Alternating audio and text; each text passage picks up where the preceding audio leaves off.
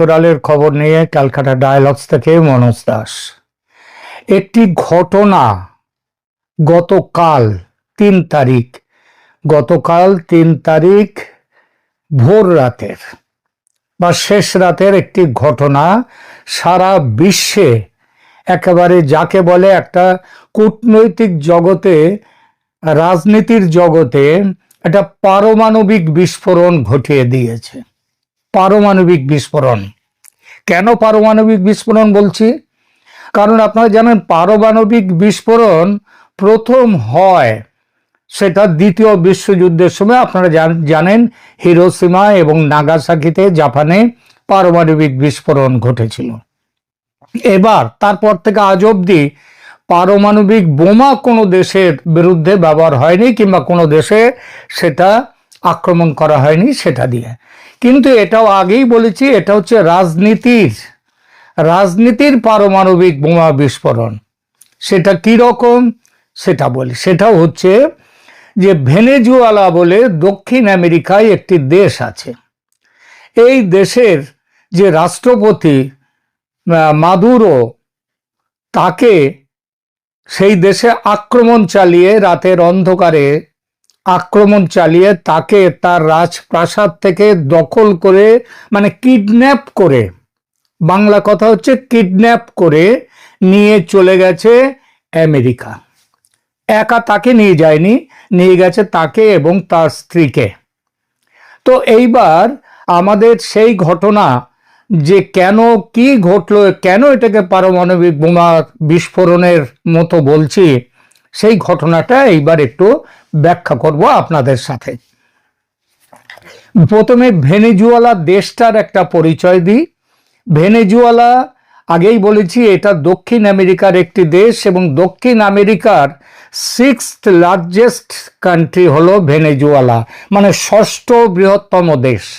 এর আয়তন হচ্ছে 9,16,445 বর্গ কিলোমিটার। এটা আয়তনে একটু সহজ হিসেব করে বুঝিয়ে দিই। বাংলাদেশের মোট আয়তন হচ্ছে 1,48,460 বর্গ কিলোমিটার, আর ভেনেজুয়েলার আয়তন 9,16,445 বর্গ কিলোমিটার। অর্থাৎ আয়তনে ভেনেজুয়েলা বাংলাদেশের 6 গুণ বড় একটা দেশ। এইবার এখানে কার সেই প্রেসিডেন্ট, কাকে নিয়ে যাওয়া হয়েছিল, কাকে নিয়ে গেছে আমেরিকা কিডন্যাপ করে? তার নাম হচ্ছে নিকোলাস মাদুরো। নিকোলাস মাদুরো 2013 সালের এপ্রিল মাস থেকে ওই দেশটার প্রেসিডেন্ট। তার পূর্বসূরি ছিলেন কি বিখ্যাত মানুষ হুগো চ্যাভেজ। তার মৃত্যুর পরে তিনি ক্ষমতায় আসেন। মাদুরো 2013 সালে নির্বাচনের মাধ্যমে ক্ষমতায় এলেও সেটা কিন্তু সঠিক নির্বাচন ছিল। তার পরবর্তী নির্বাচনগুলো 2018 এবং 2024 চরম বিতর্কের মুখে পড়ে। বিতর্ক তুলেছিল কারা? আমেরিকা তুলেছিল মুখ্যত। বিশেষ করে 2024 সালের জুলাই মাসের নির্বাচনে ও দেশের বিরোধী দলগুলো এবং আন্তর্জাতিক পর্যবেক্ষকরা ওই নির্বাচনে ব্যাপক কারচুপির অভিযোগ তোলেন, এবং তখন থেকেই যুক্তরাষ্ট্র বা আমেরিকা এই সরকারকে ভাঙার চেষ্টা করছে এবং তাকে, মাদুরোকে প্রেসিডেন্ট হিসেবে স্বীকৃতি দিতে অস্বীকার করেছে। অনেকটা বাংলাদেশের শেখ হাসিনা সরকারের সাথে কি মিল খুঁজে পাচ্ছেন? এইবার দেখুন, শেখ হাসিনাকে সেখানে তার বিরোধিতা করলেও তাকে সরাসরি আক্রমণ করে যেভাবে মাদুরোকে তুলে নিয়ে গেছে ভেনেজুয়েলার প্রেসিডেন্টকে আমেরিকা, সেটা করতে সাহস পায়নি। এই জন্যে, আর তখন তো প্রেসিডেন্ট ট্রাম্প তো তখনও ক্ষমতায় ছিলেন না, তিনি ক্ষমতায় থাকলে হয়তো সেটাও করে ফেলতেন, কিন্তু সেটা তিনি করেননি, কারণ তখন বাইডেন ছিলেন ক্ষমতায়, ডেমোক্র্যাটরা। তারা ট্রাম্পের মতো এই দ্বিতীয় বিশ্বযুদ্ধের পর এমন একটা ঘটনা ঘটিয়েছেন ট্রাম্প, এমন ঘটনা ঘটাবার সাহস, ক্ষমতা, ইচ্ছা তাদের কিছুটা রাজনীতি অন্তত বাধা দিত। যাই হোক, তার জন্য শেখ হাসিনা ক্ষমতাচ্যুত হয়েছেন, কিন্তু তিনি অন্তত চলে আসতে পেরেছেন ভারতে। ভারত তার পাশে ছিল। আমেরিকার সঙ্গে এই যে ভেনেজুয়েলার দ্বন্দ্বটা, এটা দীর্ঘদিনের। এটা দ্বন্দ্বের মূলে কি আছে? মূলে সমাজতন্ত্র বনাম পুঁজিবাদ টুজিবাদ, ওগুলো পুরনো কথা, ওগুলো নিয়ে আমেরিকাও এখন মাথা ঘামায় না। আর ওই সমাজতন্ত্র নিয়ে যারা যেসব দেশ বলে তারা সমাজতন্ত্রের দেশ, তারাও সমাজতন্ত্র নিয়ে মাথা ঘামায় না। ওটা একটা জব্বা পড়তে হয়, আলখাল্লা পড়তে হয়। সেই আলখাল্লার মতো আমেরিকা পুঁজিবাদ, আর অন্য কয়েকটা দেশ তারা আবার বলে তারা সমাজবাদ, তারা কমিউনিস্ট কান্ট্রি বলে নিজেদেরকে। তো সমাজতন্ত্র বনাম পুঁজিবাদের লড়াই নয়, আসল লড়াইটা হচ্ছে তেলের সম্পদ। ভেনেজুয়েলায় বিশ্বের বৃহত্তম তেলের মজুত রয়েছে, বিশ্বের বৃহত্তম, ওই আরব দেশগুলোর থেকেও অনেক বেশি। তার পরিমাণ কত? 300 বিলিয়ন ব্যারেল, 300 বিলিয়ন ব্যারেল। আর ডোনাল্ড ট্রাম্পের বক্তব্য কি? ডোনাল্ড ট্রাম্পের বক্তব্য হচ্ছে ভেনেজুয়েলার যে তেল, ওর মালিক আসলে আমেরিকা। কেন আমেরিকা? তেলটা কি আমেরিকার যে জায়গা অবস্থান, আমেরিকা দেশের মধ্যে কোনো জায়গায়? তা নয়। তার দাবি হচ্ছে ডোনাল্ড ট্রাম্পের যে ভেনেজুয়েলার যে তেল, ওটা আবিষ্কার হয়েছে, এবং সেটা আবিষ্কার এবং উত্তোলন শুরু হয়েছিল আমেরিকার মেধা এবং পরিশ্রমে। অর্থাৎ আমেরিকা ওটা আবিষ্কার করেছিল, প্রথম খুঁজে পায়, তারপর আমেরিকা তার পাইপলাইন টাইন বসিয়ে সেগুলোকে তোলার ব্যবস্থা করেছিল। অতএব ওর মালিক হচ্ছে আমেরিকা। সেটা ভেনেজুয়েলার মধ্যে থাকলেও তার মালিক আমেরিকা। এবং আমেরিকার ট্রাম্প বলছে যে ভেনেজুয়েলা তাদের নিজেদের যে দেশ, সেই দেশ থেকে যে তেল তুলছে, সেই তেল আসলে চুরি করছে ভেনেজুয়েলা। তার মতে মার্কিন কোম্পানিগুলো ভেনেজুয়েলার তেল উত্তোলনের দায়িত্ব নিলে সেটা নাকি বিশ্বের পক্ষে ভালো। আমার দেশের তেল আমি কাকে বিক্রি করতে দেব, বিক্রি করব, কে তুলবে, সে দায়িত্ব তো আমার। কিন্তু আমেরিকার কথা হচ্ছে না, ওর তেল আমি তুলবো, তুলে আমি বিক্রি করব, আমি ব্যবসা করব, সারা পৃথিবীর লোক খুশি থাকবে। এই হচ্ছে আমেরিকার বক্তব্য। আর মাদুরোর বিরুদ্ধে আর কি অভিযোগ? এটা তো সরাসরি এটা বললেও অনেকেই আবার উল্টো কথা বলতে পারে, রে কি তাহলে আমেরিকার সম্পদ তো তাহলে অন্য যে কেউ নিয়ে নিতে পারে। সুতরাং তিনি আর একটা অভিযোগ তুলেছেন, সেটা হচ্ছে মাদুরোর যে প্রশাসন, সেটা নাকি মাদক পাচার, যেটাকে বলা হয় নার্কো টেরারিজম, সেই দুর্নীতির সঙ্গে যুক্ত। মাদক পাচার পৃথিবীর সব দেশেই কম বেশি চলে, তবে সেখানে সরকার যে জড়িত থাকে তা নয়।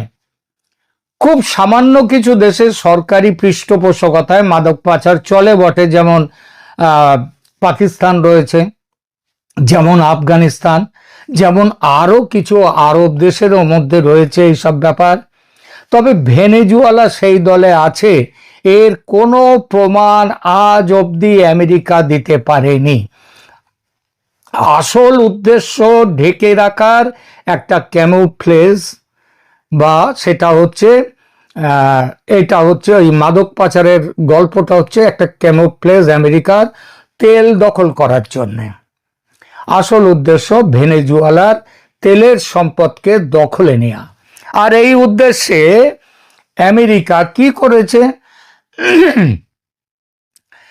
আমেরিকা করেছে, গতকাল 3রা জানুয়ারি ভোর রাতে আমেরিকা প্রেসিডেন্ট নিকোলাস মাদুরোকে আটক করেছে। আটক বলবো না, এটা আটক নয়, এটা কিডন্যাপ করে নিয়ে চলে এসছে। কিসের জোরে? একটা অত্যন্ত নাটকীয় এবং আমেরিকার সামরিক শক্তি নির্ভর ছিল সেইটা। ঘটনাটা ঘটেছে, আগেই বলেছি, গতকাল 3রা জানুয়ারি 2026 শনিবার ভোর রাতে। স্থানীয় সময় আনুমানিক রাত 2টোর দিকে এই অভিযান শুরু হয়। নিকোলাস মাদুরো এবং তার স্ত্রী সিলিয়া ফ্লোরেস মানে আচ্ছা বলুন তো, মাদুরোকে নয় গ্রেপ্তার করলো, নিয়ে এলো, আটক করলো, তার বউকে, তার স্ত্রীকে কেন নিয়ে আসা হলো? তার স্ত্রীকে কেন নিয়ে আসা হলো? নিয়ে আসা হলো একটাই কারণ, আমেরিকা মনে করেছে, তাই নিয়ে আসা হলো।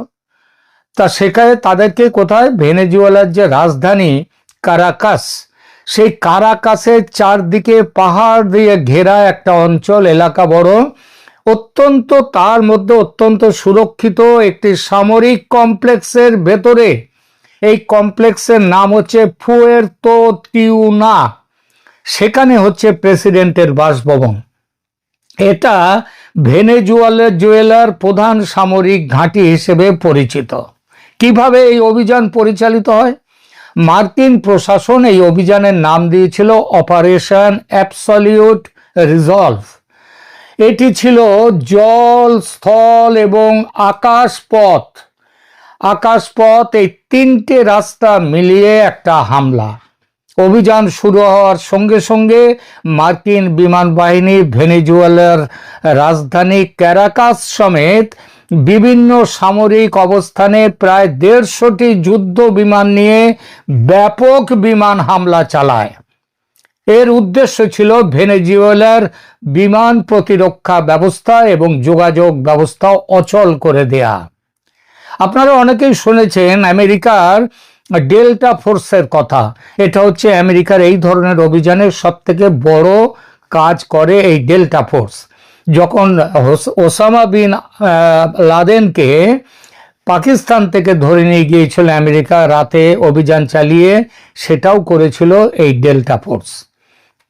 আকাশপথের হামলার আড়ালে মার্কিন সেনাবাহিনীর সব থেকে চৌকস ইউনিট এই ডেল্টা ফোর্সের সদস্যরা হেলিকপ্টার থেকে দড়ি বেয়ে মাদুরোর বাসভবনে নামে, একেবারে সেই ওসামা বিন লাদেনের সময় যা ঘটেছিল তাই।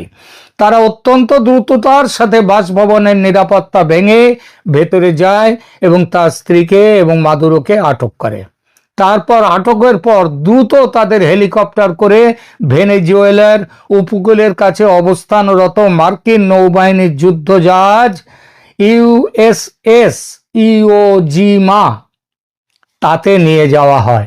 এখন প্রেসিডেন্ট ডোনাল্ড ট্রাম্প তার সামাজিক মাধ্যম ট্রুথ সোশ্যালে জানিয়েছেন যে মাদুরোকে ইতিমধ্যে একটি বিশেষ বিমানে করে মার্কিন যুক্তরাষ্ট্রে নিয়ে আসা হয়েছে। তাকে নিউ ইয়র্কের একটি নিরাপদ সেটাও বলেছেন যে একটা ফেডারেল কারাগারে রাখা হয়েছে। অভিযোগ কি? তার বিরুদ্ধে 2020 সাল থেকে ঝুলে থাকা মাদক সন্ত্রাসবাদ এবং মাদক পাচারের অভিযোগে বিচার শুরু করার প্রস্তুতি। এই ঘটনা নিয়ে বিশ্বজুড়ে চরম বিতর্ক সৃষ্টি হয়েছে। আমেরিকা বলছে এটা কোনো কিডন্যাপ নয়, এটা হচ্ছে বৈধ গ্রেপ্তার, কারণ মাদুরোর বিরুদ্ধে মার্কিন আদালতে গ্রেপ্তারি পরোয়ানা ছিল। আর সারা পৃথিবী ভেনেজুয়েলার এবং অন্যান্যদের দাবি ভেনেজুয়েলার ভাইস প্রেসিডেন্ট একে সরাসরি কিডন্যাপ বা অপহরণ বলেছে এবং একটি সার্বভৌম রাষ্ট্রের ওপর জলদস্যুদের মতো হামলা বলে অভিহিত করেছেন। রাশিয়া, ইরান এবং চীন এই পদক্ষেপের তীব্র নিন্দা জানিয়ে একে আন্তর্জাতিক আইনের লঙ্ঘন করেছে। ট্রাম্প প্রশাসনের দাবি তারা মাদুরোকে গ্রেপ্তার করে আমেরিকায় নিয়ে গেছে, কারাগারে বন্দী করেছে, তার বিরুদ্ধে আদালতে মামলা আছে। তাহলে একটা প্রশ্ন আসে যে পৃথিবীর অন্য দেশে অন্য কোনো সরকারের বিরুদ্ধে মামলা করে, ধরা যাক একেবারে উদাহরণ দিয়ে ধরা যাক যে ভারতে যদি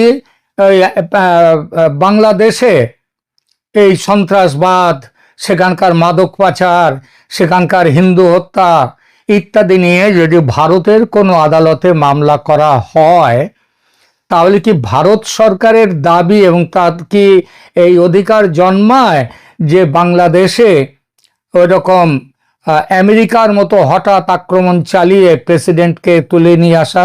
প্রেসিডেন্ট নয়, ওটা প্রেসিডেন্ট ছিল ভেনেজুয়েলা প্রেসিডেন্ট নির্ভর, কিন্তু এখানে হচ্ছে যে প্রধান উপদেষ্টা, যার পদমর্যাদায় প্রধানমন্ত্রী, তাকে যদি নিয়ে আসা, এটা করতে পারে? দেখুন, এই কথাটা নিয়ে কিন্তু ইতিমধ্যে ভারতের সামাজিক মাধ্যম শুধু নয়, সরকারি মহলেও কিন্তু এবং প্রতিরক্ষা মহলেও কিন্তু তীব্র প্রতিক্রিয়া এবং আলোচনার সৃষ্টি হয়েছে ঢাকার। এবং এই আলোচনাটা কি রকম? ঢাকার যমুনা, যেখানে প্রধান উপদেষ্টা থাকেন, সেই ডক্টর মোহাম্মদ ইউনূসকে তুলে আনার কথা বলা হচ্ছে এই রকম একটি আক্রমণ করে। আমেরিকা যেভাবে ভেনেজুয়েলাকে, এবং আমেরিকার যা সামরিক শক্তি এবং ভেনেজুয়েলার সামরিক শক্তি যা, তাতে যেমন আমেরিকা এটা করতে পেরেছে, ভারত এবং বাংলাদেশের সামরিক শক্তি বিবেচনার আনলে কিন্তু বলা যায় ভারতও ঠিক সেই একই কাজ একইভাবে করবার সক্ষমতা ভারতের আছে।